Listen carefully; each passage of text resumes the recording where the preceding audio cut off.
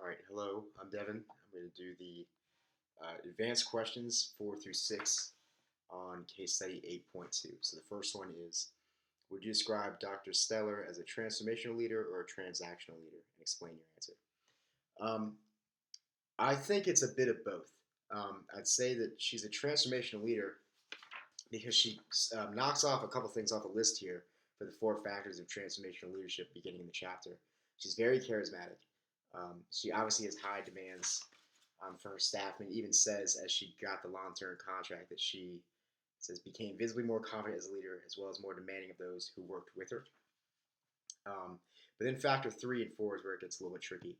Factor 3 says it describes leaders who stimulate followers to be creative and innovative and to challenge their own beliefs and values as well as those of the leaders of the organization. I didn't see any specific instances of that.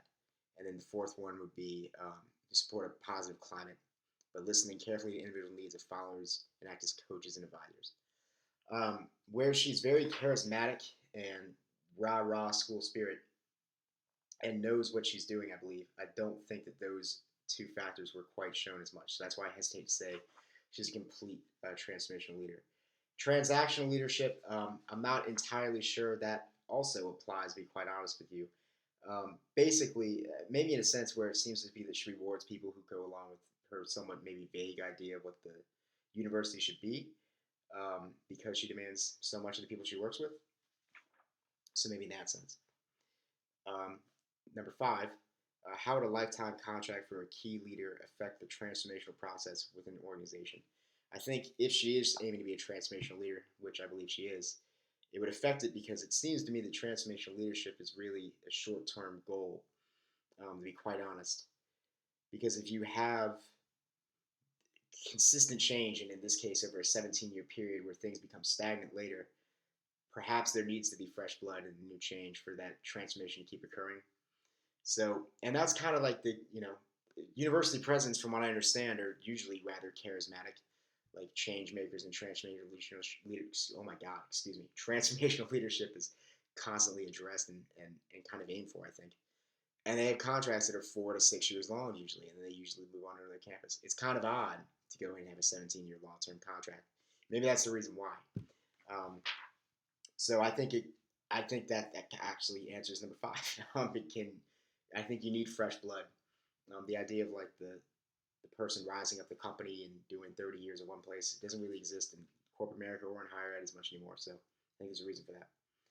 And then number 6, could Dr. Stellar be described as a transformational leader? Discuss. Yeah, I think that's a perfect term for her.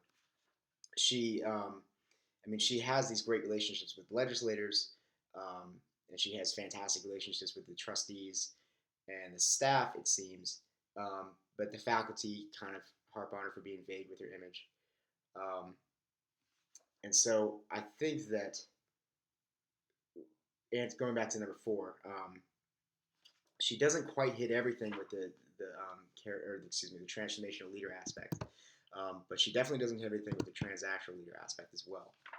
So I think that she's pseudo transformational in the sense that she's a short-term person who has short-term goals that were needed for a certain time at the university, and then they needed to change, or they need to change now, going into her, I guess, 17th year.